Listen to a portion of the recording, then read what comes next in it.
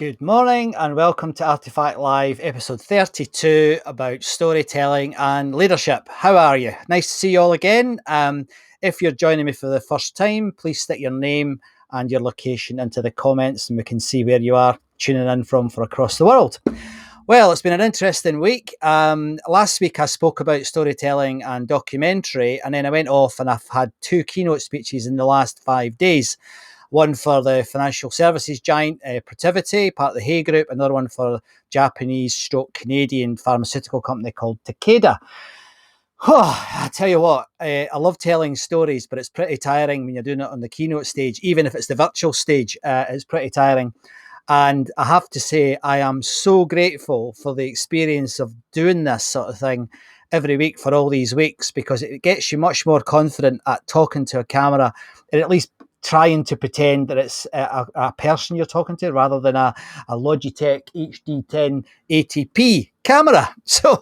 So last week, as I said, we spoke about documentary, and I hope some of you have followed up and had a look at the work of the likes of Werner Herzog.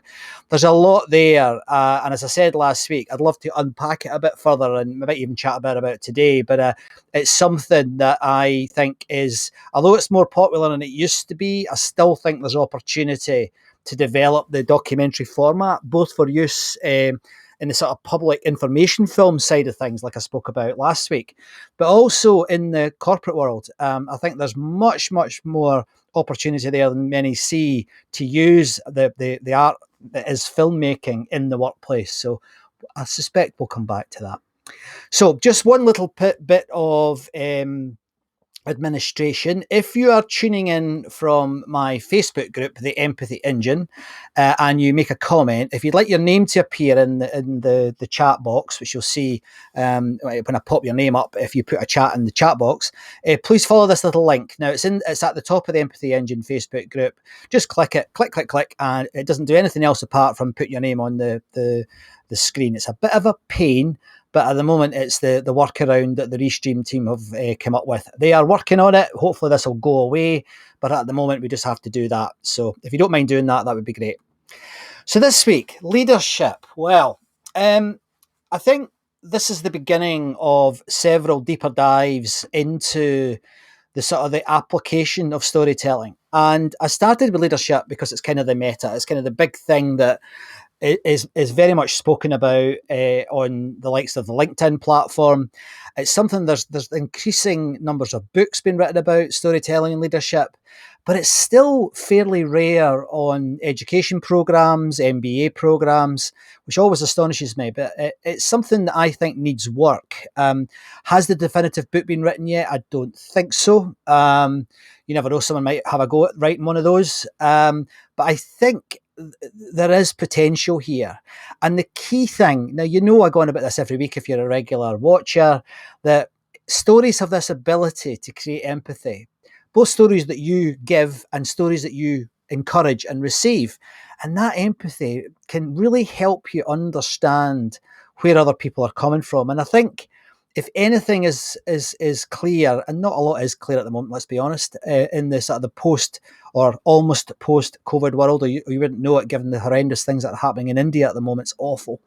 I think that storytelling's importance will definitely come up to the surface. And in fact, I also believe there's a very practical part here, because the stories that will be told about how individuals and corporations coped with the pandemic, I think will have a huge impact on their ability to attract and retain talent. So it's actually got a real important commercial purpose for organisations and individuals to be thinking about. So that's the sort of the preamble. The other thing is, I've had a haircut. Yes, it was 4.5 months in the making, and I was starting to look like some sort of character out of one of those Monty Python films. It was like a bonnet I had on all the time. So it's a bit spiky, a bit more Teddy Boy look today. I think yeah, it's not too bad. But so yeah, I quite enjoyed having a haircut. So my guest today, well, I am delighted that I'm going to be joined by a chap called Paul Crick. Now, I met Paul here on the TEDx stage, and I think, is that running okay? Yeah, it is. Yeah. And Paul gave an absolutely inspiring TEDx talk about his views on leadership, and we'll come back to that. He calls it, I'll stick it on the screen, he calls it next level leadership. And it was beguiling talk. It was beautifully presented, and it came at leadership from an angle that I personally thought was beautiful. I really liked it, and I think Paul and I'll probably have a chat about it. But so I'd just like to, without any further ado, I'm going to ask Paul to join me. Here you are, Paul. Good afternoon, almost, Paul. How are you? Good afternoon, almost. How are you? I'm very well, thank you. If I said earlier, I'm a little bit sort of raw because I haven't had much sleep because of these dashed keynote speeches I've been doing, mate. So I am slightly frayed at the edges, I think is the best way to put it. Well, we'll go gently then, yeah? Thank you very much. So we met on the TEDx Red Dot, didn't we? We did, yes. Yeah. How did you feel that was it? What was that experience like for you? Oh man, it was a whole range of emotions because it's so public. It was extremely nerve-wracking. So on the one hand, it was an immense amount of work. Yes. Both, I think I rewrote the script something like 30 times by the time I'd done it, and I was learning it off by heart. So what I did was I'd numbered the paragraphs, and then I literally recorded paragraph by paragraph, so I could record the paragraphs in any order, or rehearse the paragraphs in any order, so that if I lost my place, I could pick up at any point. Well, I'd sort of heard that as a tip through my work when I was working with musicians doing music performance anxiety. It's a brilliant tip. It works beautifully well. It's quite a different experience doing one of these talks to doing a normal speech, isn't it? I think it is. I think the thing I like about it, although not at the time, but looking back, is the constrained format. You know, you get this limited amount of time, which I think was for us was 17 minutes, and to cram all your ideas and sort of get a smooth trajectory of a story that sort of gets you into it. You don't waffle. You get the main points across, and you exit, and you do that flawlessly. That takes some doing, but the constraints really ramps up your ability to be creative in the process. Do you find that? I found it. I've done two now, and the first one was to 3,500 people, and I actually found that one easier because it felt more like being on the keynote stage. You know, it felt more like what I'm used to. Whereas the second one was obviously a smaller thing, TEDx Telford. And I found it quite nerve-wracking. And of course, I did learn a lesson that day because I don't know if you remember, but I had some trouble with the technology. And I had to re-record a couple of my bits. And the next one I do, I'm not using any technology. I'm just not doing it. I'll use artifacts like I do on this show. You know, I won't use tech because I think now I'm almost. This is terrible to say, admitting this on air as it is, but I'm actually scared now. I don't trust the technology. You know, I've got to the point. Like, I mean, I watch some of my colleagues in the speaking world who have spent thousands of pounds on fancy studios and kit, and nearly every time I interview them, something breaks. Right. You know, and I just think that keep it simple, stupid is something that, you know, I've always suspected was the right way to do a talk. But now I'm pretty convinced until I get persuaded otherwise, mate. You know, maybe you can persuade me otherwise, but I think that's what's left me with that. You know, I don't think I need to be using tech as much as maybe I did in the past. Well, you and I both come from a management consulting world, and we were always taught when we were doing presentations, particularly high profile ones, about the importance of backup. So you get scenarios where your presenting team would say, "I'm sorry, we've only got 10 minutes. Tell us what, you know, give us a succinct 10 minutes." Yes. Or you get something which would be, "Well, I'm sorry, the projector doesn't work. Yes. Have you got any handouts?" So it's just all that kind of stuff. Yeah. More manual, the better. I think that is right, and I think it will continue to be right because we're human beings, and even I know you and I both share a fondness for this digital format.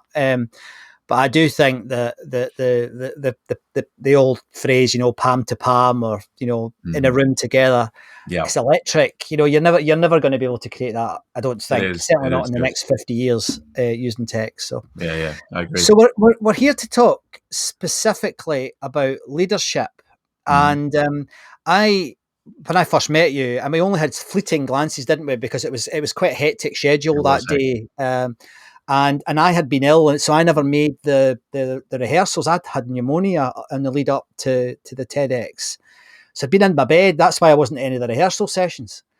And but your topic, as I mentioned in the outline, this next level leadership, really appealed to me. Do you mind giving us a feel for that, Paul? Could you give us a sort of idea what you mean by next level leadership? Well, it came from a simple idea, which was when I used to work for IBM, and when I was working with them, I did a lot of the what would be called soft skills training courses, but taking people out of being experts into their first leadership role. So it was all about, it's that expression, what got you here won't get you there, Yeah, which is a Dr. Marshall Goldsmith phrase. And it was really about teaching them. So a good friend of mine, Keith Burgess, was kind enough to invite me in to sort of develop my chops of teaching, training, and learning this. And I did it for about 3 or 4 years. yeah, And just got this real sense of what we were teaching wasn't quite it. Yeah, it was a great event. It was great content, but it was almost like you kicked a wet sponge. You know what happens when you kick a wet sponge? It changes yeah, shape for a while, but then yeah, eventually it sort of goes back into the shape it was. So that struck me that something's not quite right. And as I started to dig into it, some of the stats made me explore that avenue of thinking a bit more. So, for example, in 2019, we spent globally 350 billion. That's billion with a B. gosh, yeah, On leadership development of some form or another, whether that's sending people externally, it's training people with high potentials, and yet most people only survived 14 months from being named in their post to actually leaving the post. That's the first thing. And second of all, look where we are. You have to look at it and say, well, if we're spending that much money, it doesn't take much to look at that and say something's broken. Something's, yeah, by whatever yardstick you choose to measure it, something's not right. yeah, So I was curious as to what that was all about and why and what it was. And I guess, that's where it came from. And I was trying to tell this story, which was about leadership's actually quite, we overcomplicate it. Today I talk about it, and I don't mean to be facetious, particularly to anyone who's watching, who is a leadership development, in that world. But if you accept something's not right, then you have to say, well, there's a good parallel with the diet industry. The diet industry is a multi-billion global industry. And yet, if you look at levels of obesity and diabetes and poor health as a result of that, again, you have to say something's broken. So there's kind of like this parallel. And the conclusion the sort of idea I've got hold of at the moment is, well, the best diet in the world, frankly, is move more and eat less. yes, It's that simple. At one level, it isn't in other ways. There's all sorts of. It's very general, very sweeping. There's all sorts of things that complicate that, from various illnesses that people can't help. The availability of a nutritional source of food, the cost of feeding yourself on quality food as opposed to perhaps more generic merchandise goods. So I appreciate that's not simplistic, but you could argue that leadership could be simply boiled down to a similar equation, which says be nice to yourself and be nice to other people. yes, Again, it's not that simple, but it's a good pattern interrupt for thinking that seems to and it's one of the advantages of coming to it late rather than being steeped in it for 20 years, is you kind of see that. You step back and you look at it and you say, something's not really there. So that's really what the talk was about. And then it was saying, well, the age of heroic leadership doesn't exist.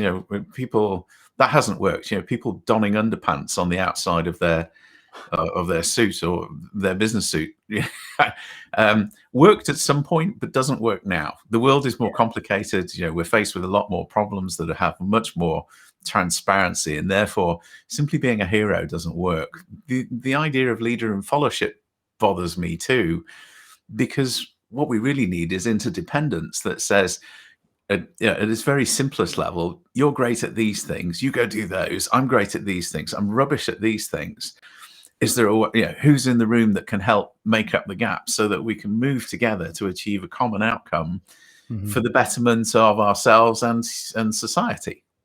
So it's really that story that says, something's broken, leadership's simpler than it is, and actually there are some basic principles which have become sort of the bedrock of what I'm doing with my own business around. So the be nice to yourself and other people is I've expressed in John F. Kennedy's phrase, which was be a rising tide. The idea that if a rising tide lifts all boats. So be part of the rising tide and help other people up wherever they are, whatever they've done, whatever you think they deserve. Everybody deserves to be lifted. Everybody deserves a meaningful and joyful life. Yes. So find ways to do that in really small ways every day. The next level bit comes from martial arts that I took up 3 years ago. So huge shout out to Shoot Academy here in Nottinghamshire, where I train. They have the standard belt system, which we're perhaps familiar with, where you go from white to yellow to orange to green to blue to brown to black. Yeah. But what Shoot have done is beautiful, because you earn little stripes in between that create tiny steps in between. So you're always progressing along that journey. And it doesn't matter whether you've been doing it for 30 years and you're a 7th dan black belt, or it's your first lesson as a white belt. The whole dojo works to say, right, how do we help you up to the next level? Because if we don't get you there, we failed. And I think that's beautiful. And then the last idea was simply, and I've forgotten which book I read it in, but it was this beautiful distinction between achievement and accomplishment that really struck me, that said, and again, I don't want to belittle some of the achievements I'm going to talk about, because to do them is just astonishing. If you've rowed the Atlantic solo and you've broken the world record, as Kiko Matthew has, and you raised £100,000 for King's College Hospital brain unit as in part, that's a phenomenal achievement. That's incredible. But it's only achievement. If you've climbed Everest up the wrong way without oxygen and naked, that's not only very foolhardy, but it's also a very brave achievement. It is astonishing to have done anything like that. And lastly, a gold medal at the Olympics. That's a lifetime of effort's gone into that, and to produce that. But the point was, it's only an achievement because accomplishment comes when you put that in service of someone else to say, you know what, you can do something like that too. You may have been told all your life that you're not enough, or this is wrong, or you've got this weakness. But the truth is, everyone has a strength. And the work I'm trying to do is to figure out, instead of putting a square peg in a round hole, let's find a square peg and a square hole, because they fit. Yes. And then find out what the light is within inside you, to then be able to shine that and amplify that into the world, because it's what the world needs right now. It's what the world has always needed, frankly. So how do we do that? How do we find that? How do we change our perceptions of, here's 30 competencies you must have as a leader, and by the way, you're weak on 10 of them. You just shoot people down straight away. Yes. As opposed to saying, okay, these are the strengths. What do you love to do? What is it that, if we could do it, would light you up every day? And it doesn't matter if you're a sweet street sweeper or you're a CEO. If it lights you up, you can't lie about that. You can't not inspire people in that way. So that's what I was trying to go over in the TED Talk. This idea of doing that. Yes, lovely. I mean, it's nice to hear you talking in a bit more detail about it, because obviously in 17 minutes you can only touch on it. So it's quite. Yeah. You probably spoke there almost as long as you did for your TEDx, and that's just a touch Almost, on yeah. the edge of it. Yeah, it's amazing. Hopefully it didn't ramble. No, it didn't at all. We've got a question for you here from Doug. Hello, He's Doug. asking, is one of the issues that a masculine culture of unwavering strength has become a core of leadership, and thus leaders find it difficult to admit their vulnerabilities? That is a fantastic question, and a real avenue I'm exploring right now. I think that's some of it. I think this idea of power over as well, which typically comes from a historic masculine culture. And again, it's easy to apply these labels and say, well, it applies to all men, and it doesn't. But yes, but what's interesting is if you look at, so I've been digging into emotional intelligence because again, when I've been teaching emotional intelligence, and mea culpa, I've taught it this way. It's almost like you get the flip chart out and you draw a 2x2 matrix in classic MBA style. You go, right, self, social, and you explain the ideas about self-regulation and regulation in a social environment, and then you send everyone off to go and do go and do a role play, which they do very dutifully, and they come back and then you say, okay, so what worked well?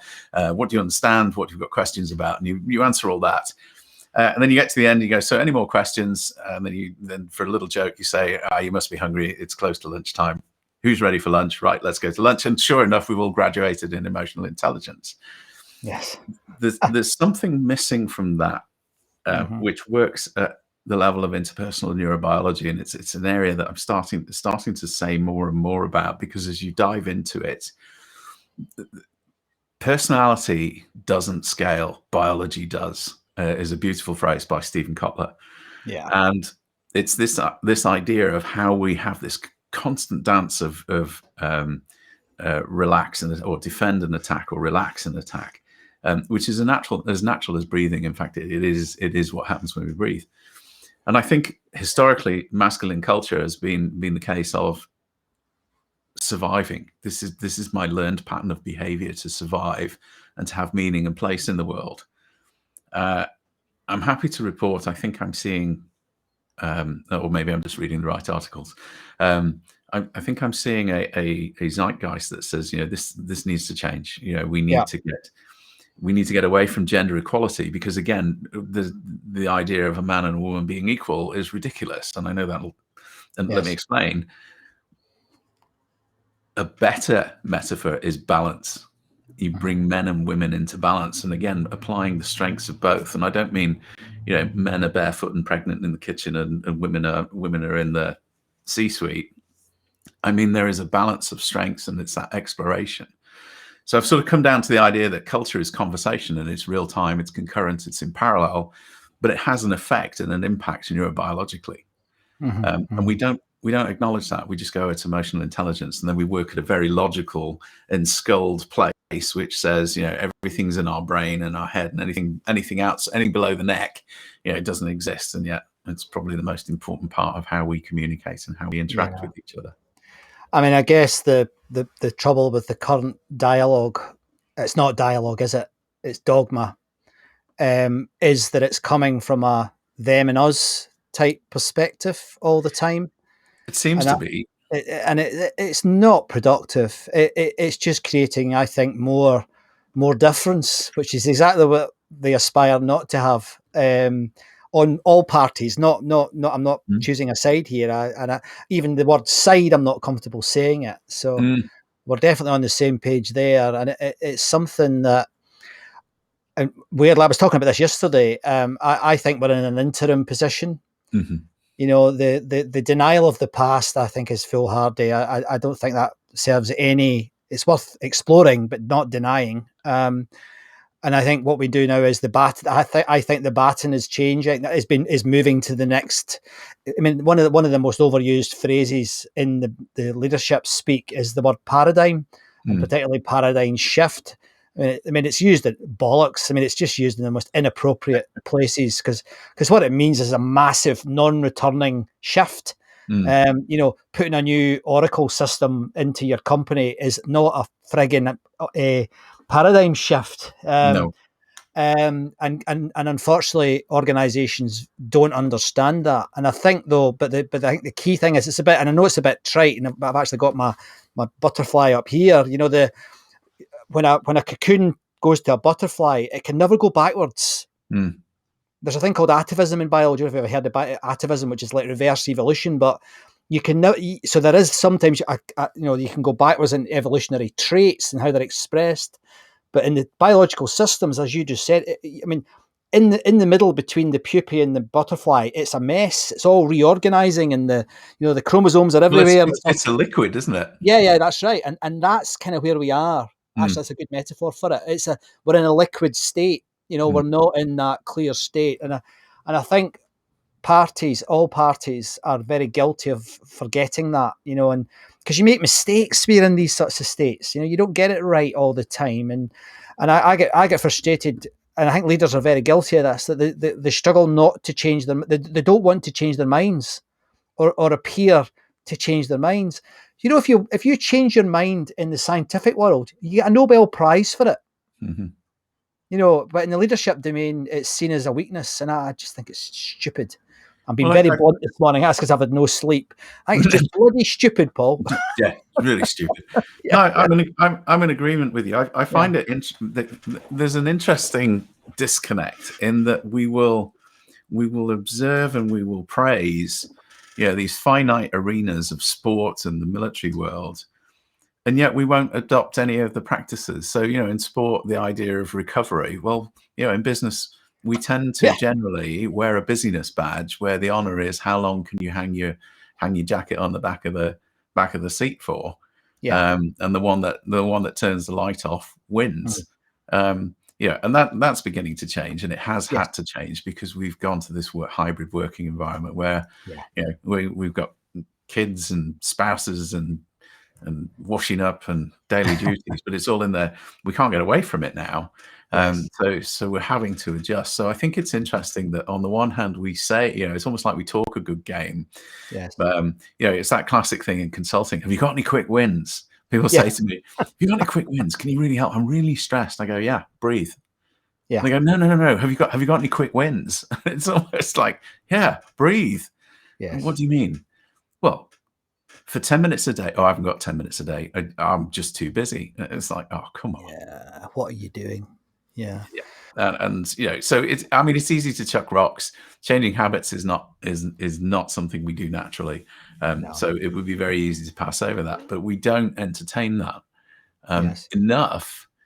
This research is showing, being busy, working hard all the time is actually detrimental. There's an HBR article out this month that talks about that, but there's hundreds of studies that confirm it, and it's kind of like, well, why are you still playing that game? And it is hopeful though, isn't it, that we're now talking like this? 10 years ago, if we did this conversation in the bar about IBM and KPMG, can you imagine the amount of abuse we'd have got? I'd be sacked. Yeah, it would never have worked, mate. No way. That force curve. Can you sell it on? God. No, it wouldn't have gone well. It wouldn't have gone down well. So at that point, I'd just like to remind everybody what we're doing today. This is ARTEFACTLive, and my name is Scott McArthur, and what I am passionate about is about the art and the science of storytelling. And I've really enjoyed that half hour with Paul so far, because he's given us a sort of a way into thinking about a really difficult subject like leadership, and to think about it in a different way. And when he comes back, I'm going to ask him to show us his artifact. But just before I do that, I'd like to tell you about something else that I'm working on. Starting in a couple of weeks' time, I'm now doing the very last Thursday of every month, I'm going to be doing a talk on the Funzing platform. It doesn't matter if you don't know what Funzing is. It's basically a platform where people like me can, present to audiences and, give them a feel for, what their interests are and what they've been up to. And I'm going to do that. And on the first one's on the 27th of May. And at that, I'm actually going to, for the first time, really go through why I chose the word artifact as the brand for this show. And it won't surprise you, I'm going to be talking about, the two words art and fact, and why it's important to consider those. But for each of the letters, like a true consultant, Paul, I'm going to be looking at how the word artifact is broken down to form a little model. So if you'd like to support my work by coming along, or to learn more about my view on how to create your own stories, whether it's in the leadership or the personal domain, please join me at one of those events. It's only 13 quid for a ticket, so it's fairly straightforward. I'll be using this platform, probably beaming it through Zoom, so it should be fairly straightforward for everybody. And one of the things that I will definitely be talking about, and you've heard me talking about this before, is about becoming an archaeologist of your own life. And that's why I've asked people like Paul to come on the show and share their artifacts. So, Paul, would you mind sharing the artifact you brought along with us, with you today, with the viewers, please? Yeah, absolutely. Well, it is always a pleasure to have an excuse to do this. So this is my artifact. This is an Ibanez Gem Junior. Wow. It's that's a thing of beauty, isn't it? It is. Yeah. I got it in 2004. It's a bit dusty. It needs a good clean. I got it in 2000. So huge Steve Vai fan. A ridiculous Steve Vai fan. I mean, followed him all over Europe. Ridiculous. Oh, right. God, yeah. Spent a fortune. Seeing all the important performances. And being a musician, I'm recovering classical musician is the way I like to bill it. I learned piano from probably when I was 3, did my grade 7 at 12, and then saw Led Zeppelin at about 13, and went, oh, that's what I want to do. You saw Led Zeppelin? No, so saw Led Zeppelin passed around the classroom. All my mates were into hard rock, and because I wanted to fit in, I did the same. But wanted to learn guitar because it just looked way cooler than whatever. So, and as is always the way, it's like, well, if your hero's doing it, then you'll become just like your hero if you buy the same instruments. And that was the logic for buying it. Right, let's just look at Steve Vai again. Yeah, there's a bit of you there, isn't there? A little bit, yeah. I too had my hair cut today, so yeah. And music's played quite a big part in your post IBM life as well, hasn't it? It's always been an important part on the side. The excuse to go. I do a charity gig once a year, which is fantastic fun. We're raising money on a golf day, and then I play piano in the evening over dinner, and I just love doing it. But interestingly, it was the reason it's part of the story. The reason I brought it along was it actually relates to leadership, and it does in so many ways. But the story I want to tell you is this was the guitar I took to the London International Music Show in 2009, and that year, guess who was giving a masterclass? And guess who had a ticket? And the deal was he did a draw. He did a raffle draw. Basically, pick your ticket, and if your ticket came out of the hat, you could go and play with Steve Vai for 2 minutes. Good Lord! And it was one of those things. So everybody knows I used to be terrified of playing in public, and I'm not just talking like shut down. I'm talking quivering, no control over my hands. So as I qualified towards where I am in the coaching world, this kind of fascinated me as to why this was the case. And I thought, right, it's fear. That's what it is. It's fear. I'm going on a big research project now with all the studies I'm doing to figure out how to conquer fear.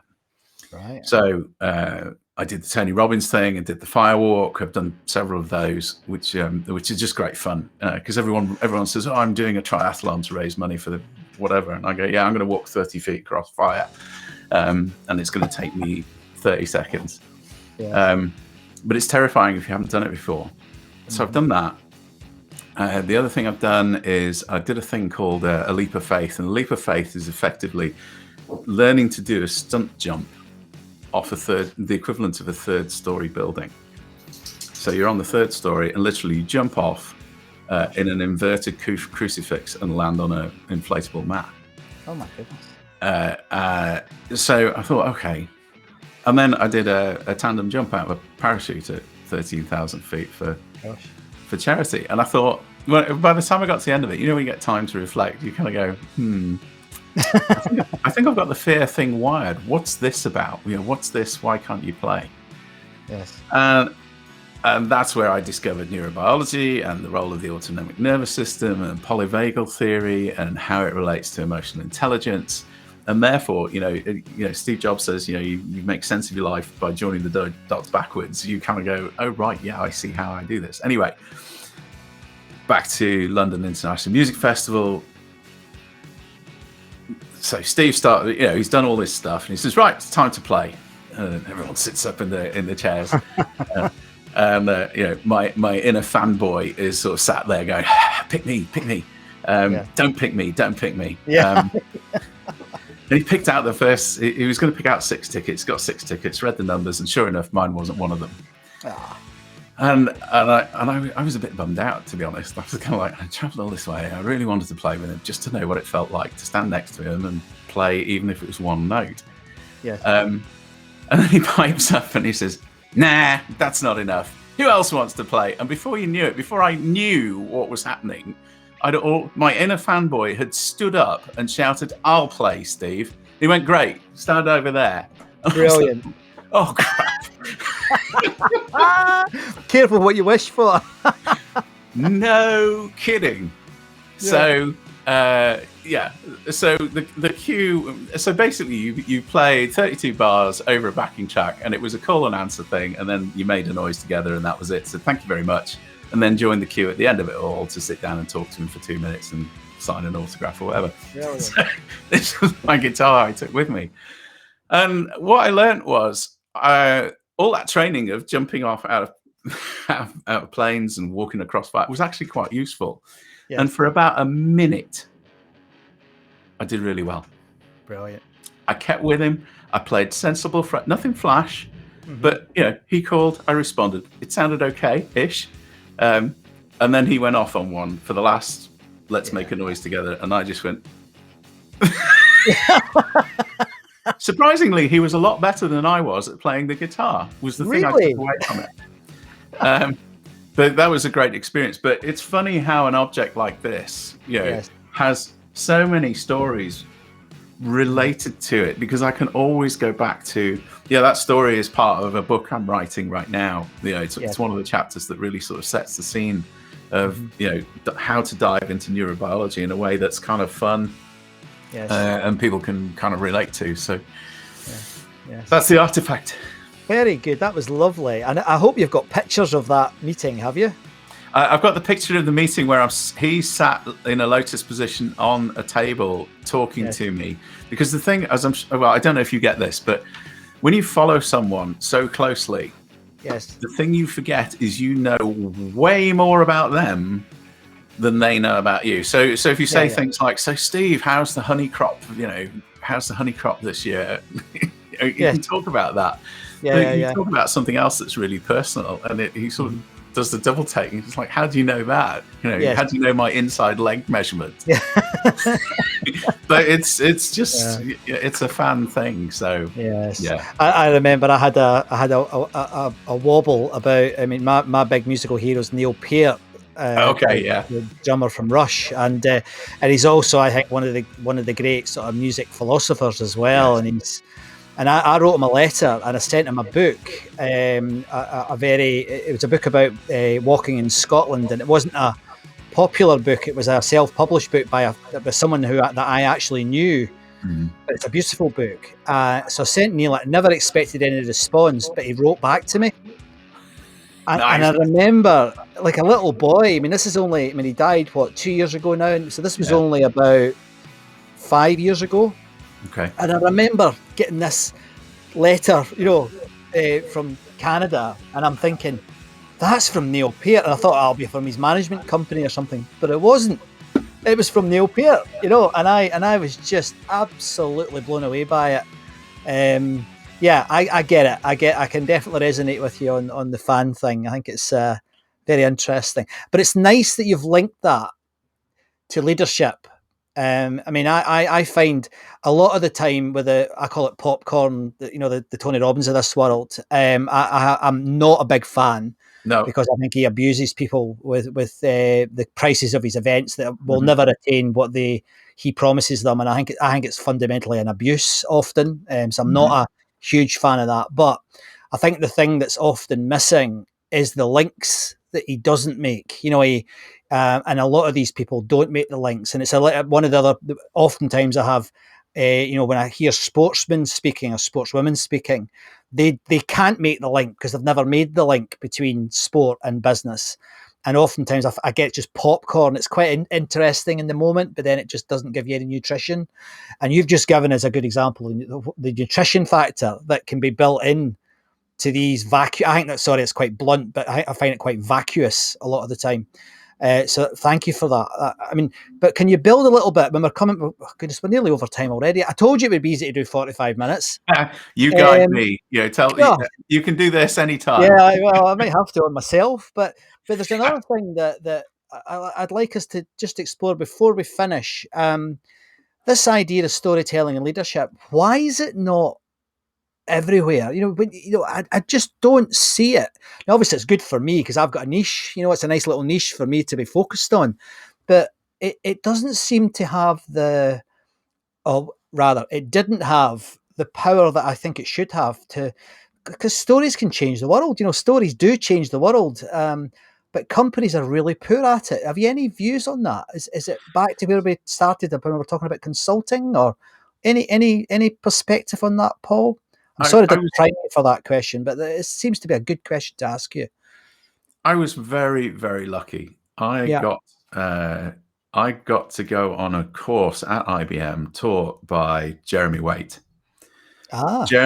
Jeremy is one of those guys that plays the evangelical role of talking about software, and he'd worked for Salesforce and for Facebook, and he'd worked for Adobe. So coming into IBM, that was a big draw. Yeah. But his thing is he dissects how stories are told. So he really is, like you, one of the experts about, so he pulled apart Nancy Duarte's, how to structure the flow and the pace of a talk, how to use things called cold opens, which if you watch Saturday Night Live, always starts with a cold open, which is some kind of sketch that's vaguely related to the show, and then it takes you into the main topic.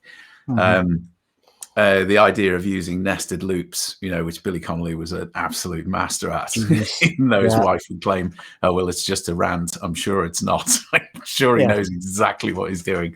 And to go through that, to be taught, it actually set me up to do the TED Talk, to really think about analyzing that. And, if you look at, and again, it comes back down to neurobiology and neurochemistry. We get shots of dopamine, we get shots of serotonin and oxytocin, and you can tell stories. You can actually manipulate stories to do that and be manipulative. Jeremy didn't come from that point of view. It was the art of using language and understanding how language is used to create a better story. And he was telling me, we caught up, a couple of months ago, and just a chit chat. And he was telling me he'd won a $300 million clear deal with a client. Whoa, my goodness! And they went back to find out, what was it that made the difference? And you know the answer? Yeah, the story that you told. Brilliant. So the financial case is absolutely compelling for doing this. If I point you to his podcast, and some of the materials he's got are well worth a listen. But particularly his references to the speech writers that he refers to, about how they do put campaigns together, how they try to change the world through ideas and through the art of speech. And as I alluded to earlier, the thing that the penny finally dropped when I read a book called The Heart of Trauma by Dr. Bonnie Badnock, which says everybody's running around saying, "Oh, why does therapy work? Why does coaching work?" And then they're coming up with all these studies, and people don't realize it works because of our innate neurobiology. In that there is no such thing as a single brain. Yes. We can only ever co-create our experience. What does that mean? So you listening to me is creating pictures and responses in your neurobiology. Some of it you'll agree with, some of it you'll dispute, some of it and when you do, you may withdraw from.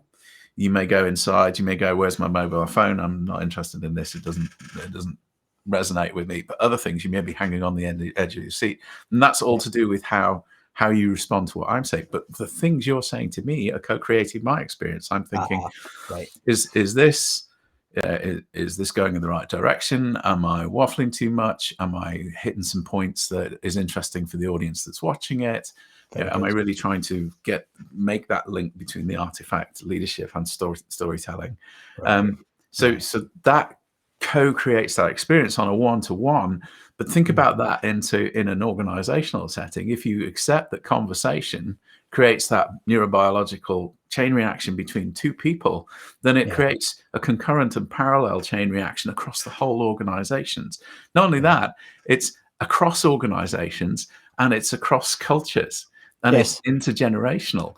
And once you said there was a sudden seeing things through a different lens. And because we use the T word, the trauma word, everybody sort of backs off and goes, "Oh, don't want to talk about that." All the solicitors get twitchy, all the HR people get even twitchier. And I get it. I absolutely get it, and why that would be the case. But it's because they don't understand what's going on at a neurobiological level, which is perfectly natural. It's how we were wired to function. Our job is to keep ourselves safe and alive and propagate our genes through time. Yes, absolutely. I tell you what, I mean, if you think about everyone, just think about what we've spoken about. We've spoken about Steve Vai, heavy rock guitar player. We've spoken about neurobiology. We've spoken about leadership. We've spoken about, et cetera, et cetera, et cetera.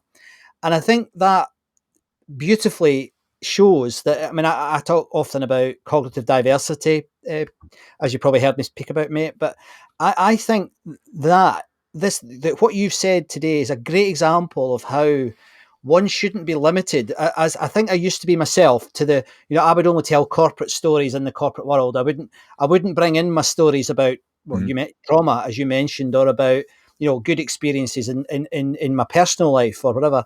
But I do think we're getting to a point where we can, as long as we're willing to be vulnerable, and as long as we've got that brave, and again, you touched on that with your completely ridiculous things like jumping out of planes, you silly man. But but I think you've linked that beautifully, and I'll compliment you on that. I think that was really well done, how you brought those threads together. So thank you very much. So I'm afraid we're going to have to come to a close. If people want to get hold of you, where would be the best place for them to do that? Let's make it easy. You'll find me on LinkedIn. Just send me a direct message. I'll happily chat further if that's something you'd like to do. Fantastic. And of course, I will tag you on the video when we bring the video out. Great, thank you. It's been a pleasure talking to you. I knew it would be.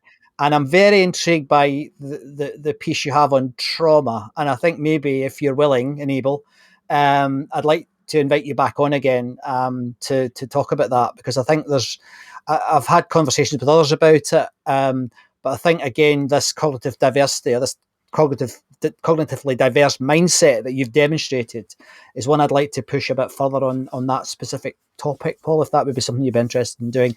I'll put you on the spot. Don't feel no. If I very much would love to, if that's helpful. Yeah. Fine, well, thank you ever so much, and I hope you've enjoyed being on ARTEFACTLive. Thank you. Thanks.